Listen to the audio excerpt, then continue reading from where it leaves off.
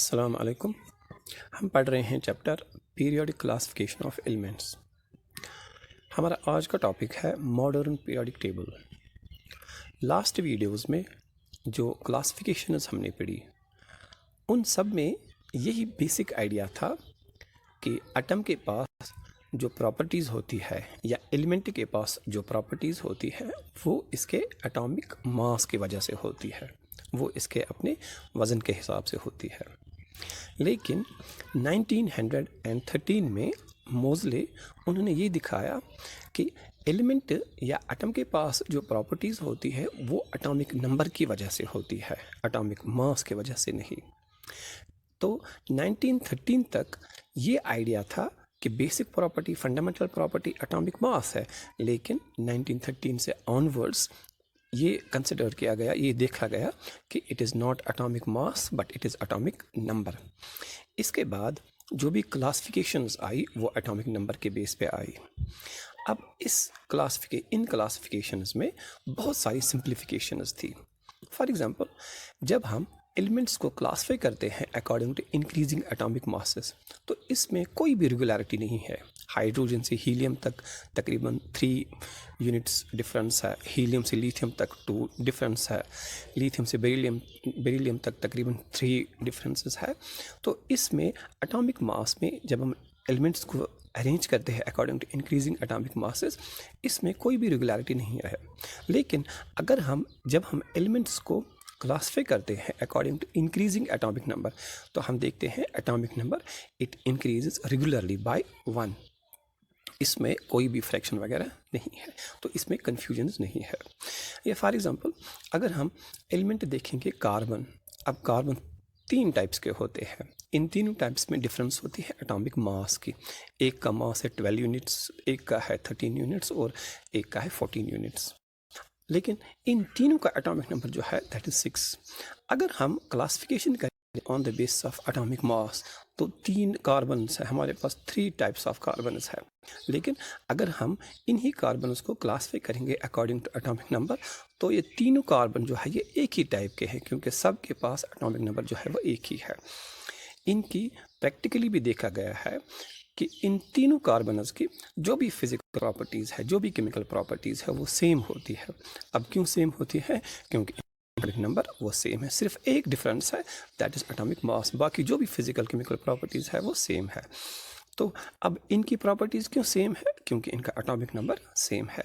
अगर हम पूरी यूनिवर्स में कहीं पे भी कार्बन देखेंगे, जहाँ पे भी जिस भी फॉर्म में कार्बन प्रेजेंट होगा, वहाँ पे इसका एटॉमिक नंबर हमेशा 6 रहता है। पीरियोडिक टेबल में जितने भी एलिमेंट्स अब तक डिस्कवर हुए हैं, 6 जो है ये एटॉमिक नंबर है कार्बन का, और किसी भी एलिमेंट का नहीं है। जितने भी एलिमेंट्स हैं, हर एलिमेंट के पास अपना एक फिक्स्ड एटॉमिक नंबर है जो किसी दूसरे के पास नहीं होता है। यानी एटॉमिक नंबर एक ऐसा वैल्यू है जो हर एक एलिमेंट का अपना अपना वैल्यू है और किसी का नहीं है। तो इसमें कन्फ्यूजन जो है वो बहुत कम है। अब बात है, जब हम कहते हैं एटॉमिक नंबर, अब बात है कि ये एटॉमिक नंबर है क्या। एटम्स जो है, एटम 3 फंडामेंटल पार्टिकल्स का बना हुआ होता है, प्रोटॉन, इलेक्ट्रॉन एंड न्यूट्रॉन। हर किसी एटम में प्रोटॉन्स भी होते हैं, इलेक्ट्रॉन्स भी होते हैं और न्यूट्रॉन्स भी होते हैं। और हर किसी एलिमेंट में, हर किसी एटम में नंबर ऑफ प्रोटॉन्स इसका एक ख़ास वैल्यू होता है, या नंबर ऑफ इलेक्ट्रॉन्स इसका एक ख़ास वैल्यू होता है। किसी भी एलिमेंट में जितने प्रोटॉन्स होंगे उसका वही एटॉमिक नंबर होता है। फॉर एग्जांपल, किसी एलिमेंट में 2 प्रोटॉन्स होंगे तो उसका एटॉमिक नंबर 2 है। फॉर एग्जांपल, किसी एटम के पास 10 प्रोटॉन्स होंगे तो उसका एटॉमिक नंबर भी होगा।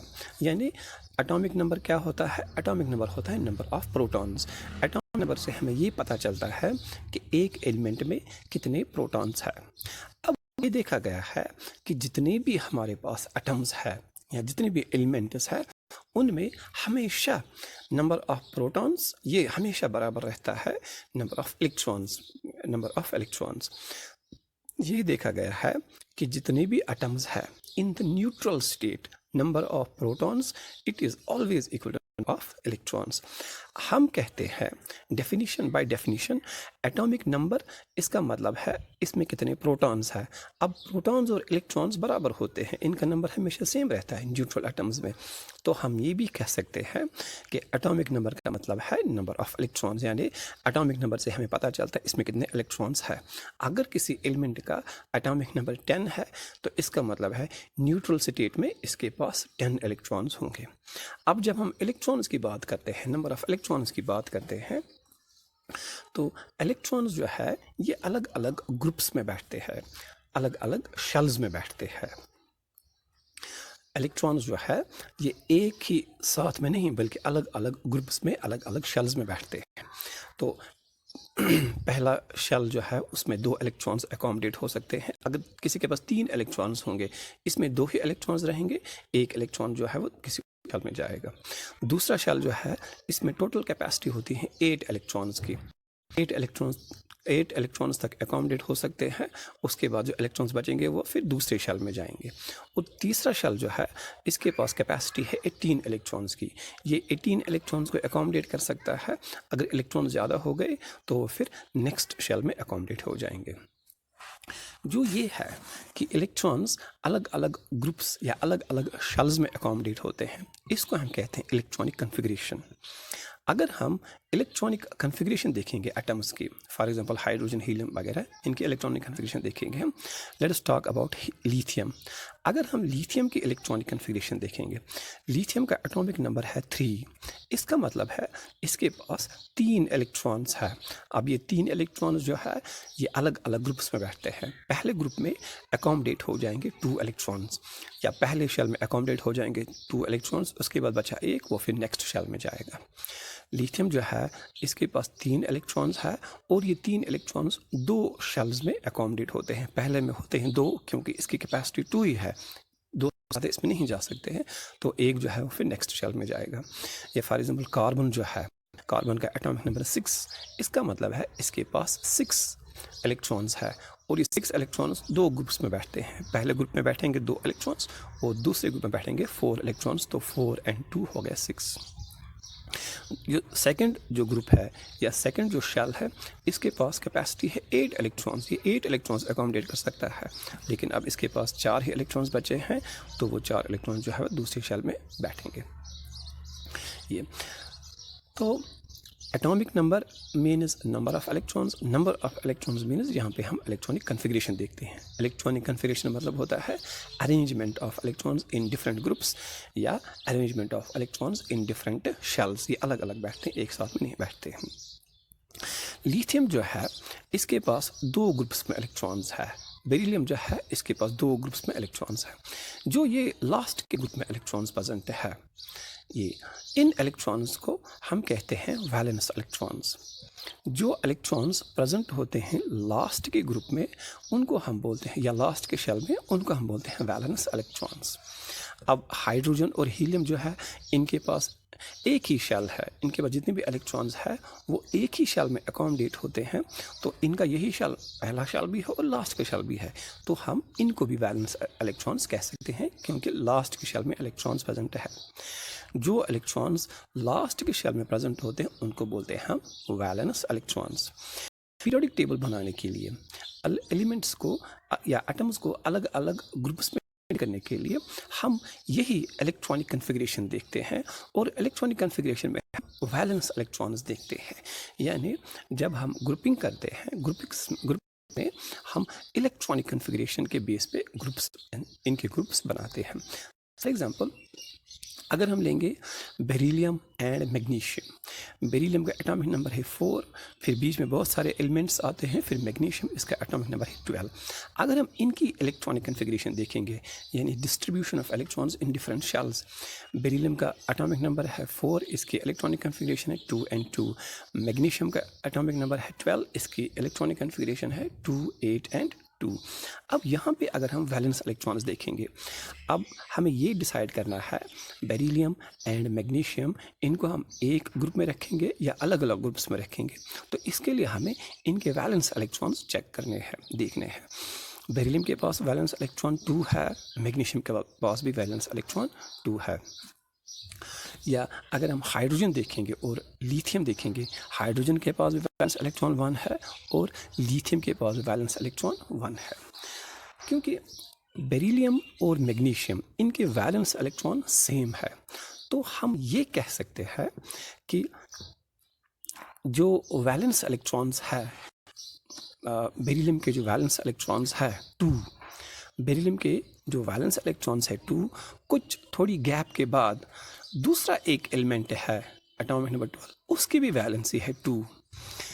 बेरिलियम की वैलेंसी है 2, बेरिलियम से आगे एटॉमिक नंबर 12, इसकी भी वैलेंसी है 2।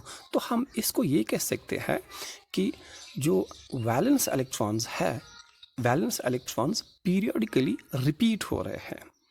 अगर हम मैग्नीशियम से आगे देखेंगे कैल्शियम, तो कैल्शियम की भी वैलेंसी है 2। तो यहाँ पे हम बेरिलियम और मैग्नीशियम, क्योंकि इनकी वैलेंसी सेम है, तो हम ये कह सकते हैं कि जो बेरिलियम की वैलेंस इलेक्ट्रॉन्स है, कुछ एलिमेंट्स छोड़ के मैग्नीशियम, उसकी भी यही वैलेंसी है, उसकी भी यही वैलेंस इलेक्ट्रॉन्स है।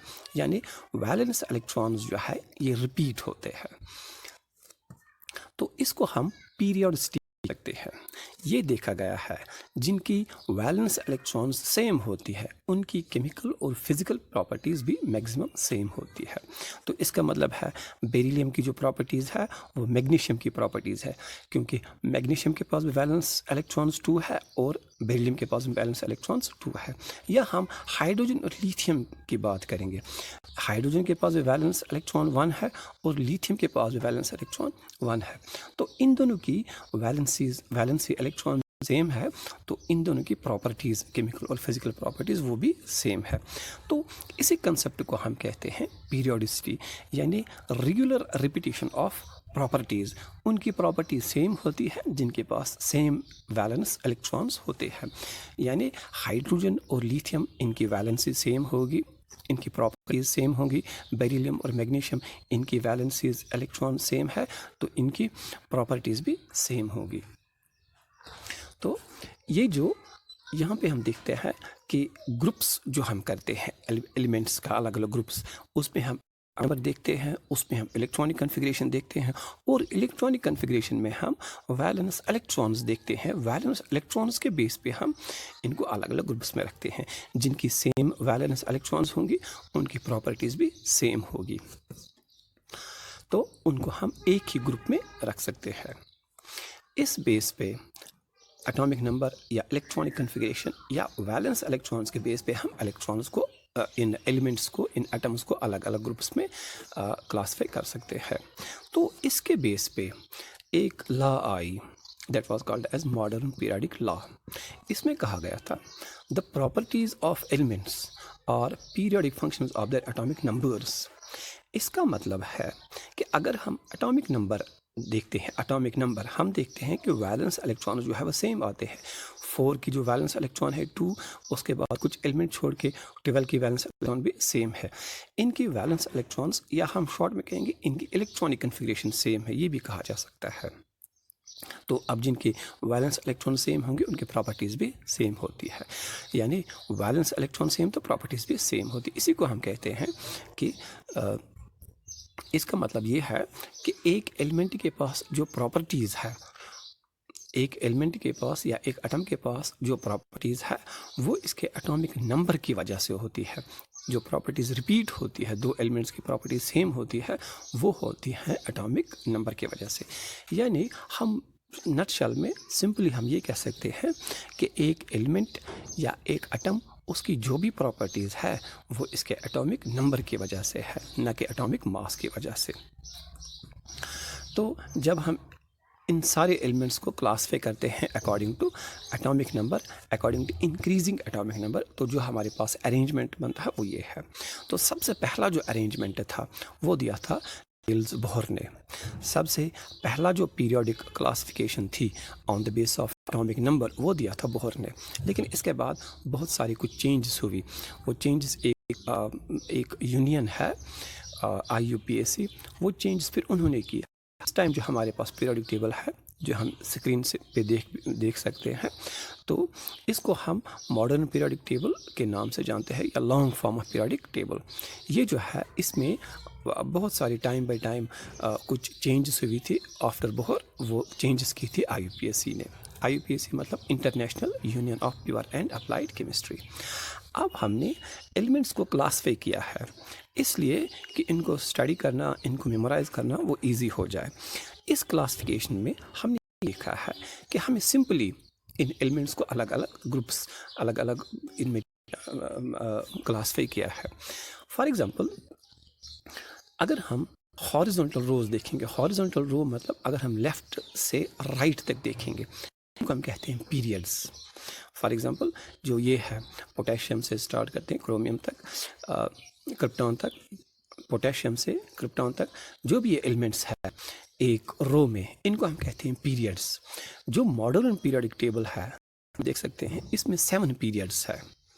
जो अरेंजमेंट हमने बनाया on the base of increasing atomic mass, इसमें हम देखते हैं कि टोटल जो यहाँ पे पीरियड्स है यानी लेफ़्ट से राइट तक जो ग्रुप्स इसमें बनते हैं वो 7 है। फॉर एग्ज़ाम्पल ये एक और पीरियड है इसमें, तो टोटल पीरियड्स जो है वो 7 है। इसी तरह हम देखते हैं कि अगर हम ऊपर से नीचे तक एक कॉलम देखेंगे, फॉर एग्जांपल हाइड्रोजन से फ्रेंशियम तक है, there are 18 such columns and these columns are called as groups.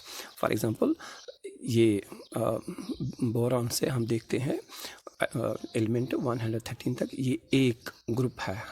इसी तरह हम देखते हैं से फॉर एग्जांपल दिस हीलियम से 118 तक एलिमेंट तक जो है ये एक और ग्रुप है।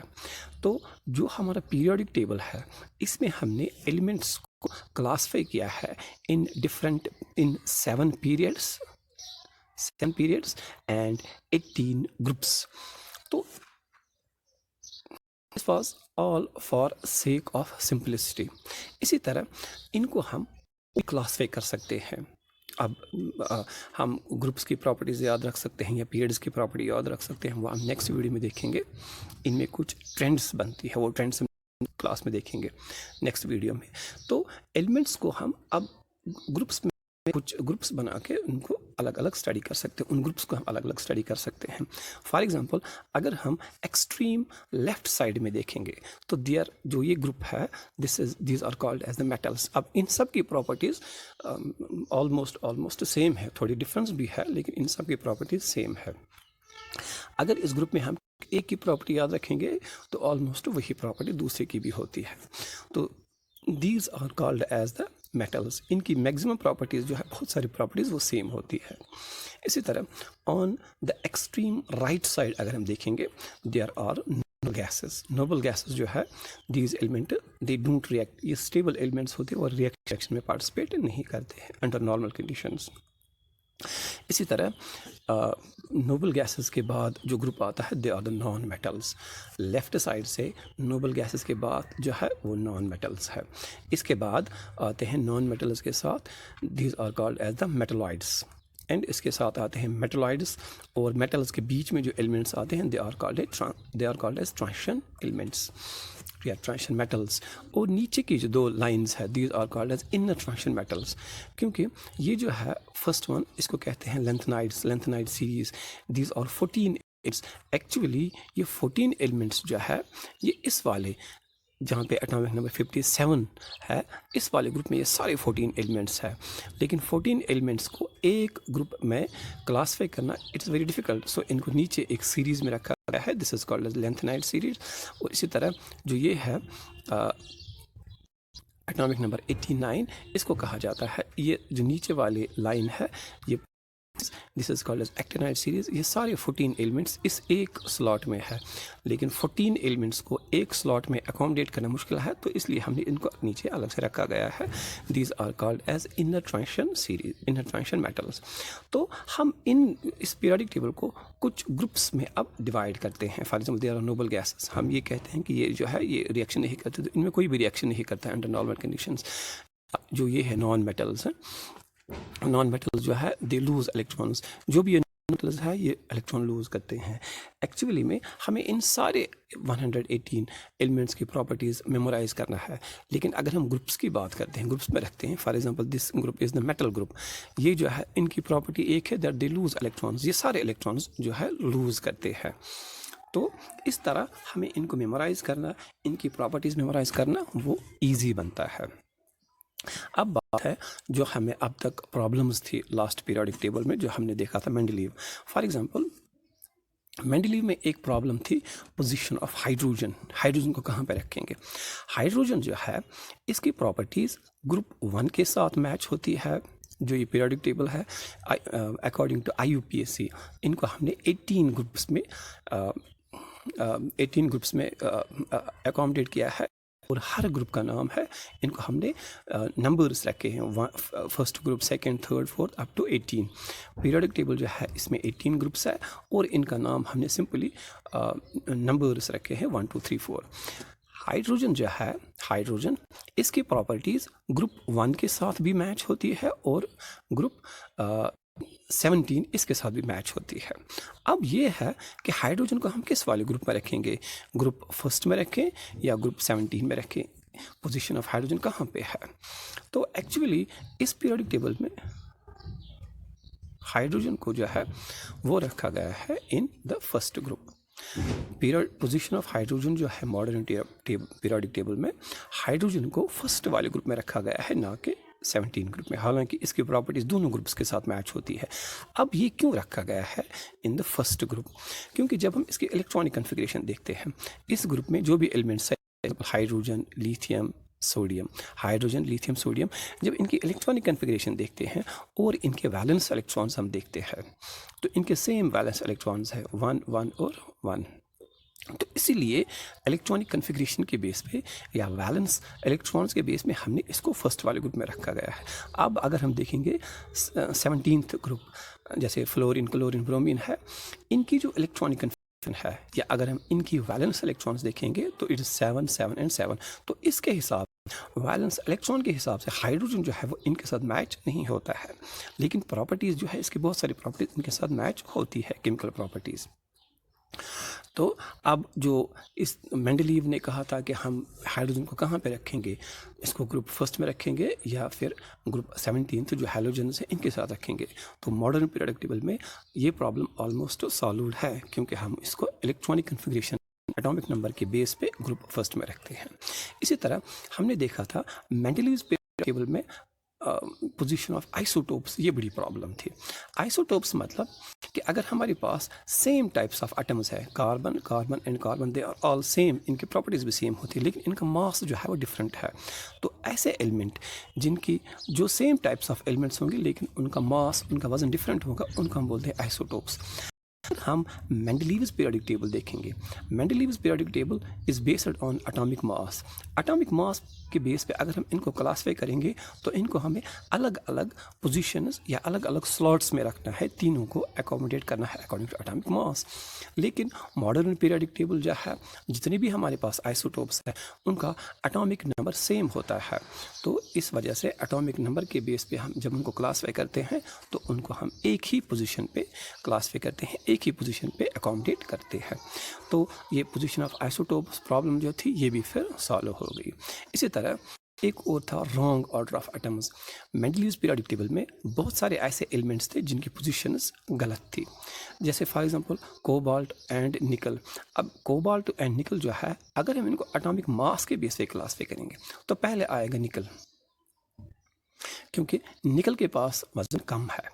अगर हम इनको एटॉमिक मास के बेस पे क्लासीफाई करेंगे तो पहले आएगा निकल, उसके बाद आएगा कोबाल्ट, क्योंकि एटॉमिक मास ऑफ निकल जो है वो कम है, एटॉमिक मास ऑफ कोबाल्ट है वो ज़्यादा है। लेकिन उसने properties formation of oxides and formation of hydrides के बेस पे पहले कोबाल्ट रखा था, फिर निकल रखा था। यानी पहले वो वाला एलिमेंट, वो वाला आइटम रखा था जिसका वज़न ज़्यादा है, उसके बाद वो वाला रखा था जिसका वज़न कम है।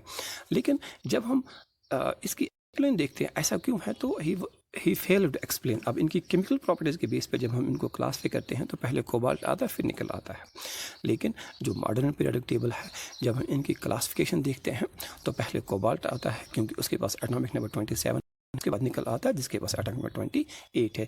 तो इसमें ऐसा कोई भी कन्फ्यूजन नहीं है। हालांकि कोबाल्ट का वज़न ज़्यादा है और निकल का वज़न जो है वो कम है, लेकिन इससे कोई फ़र्क नहीं पड़ेगा। मॉडर्न पीरियोडिक टेबल में हम एलिमेंट्स को क्लासीफाई करते हैं अकॉर्डिंग टू एटॉमिक नंबर। तो एटॉमिक नंबर के बेस पे जो ये रॉन्ग ऑर्डर ऑफ एटम्स था वो सॉल्व हो गया है। तो वो प्रॉब्लम जो है वो फिर दूर होती है in the modern periodic table. इसी तरह मॉडर्न पीरियोडिक टेबल में कुछ प्रॉपर्टीज़ है, कुछ ट्रेंड्स है जो हम इंशाल्लाह नेक्स्ट वाले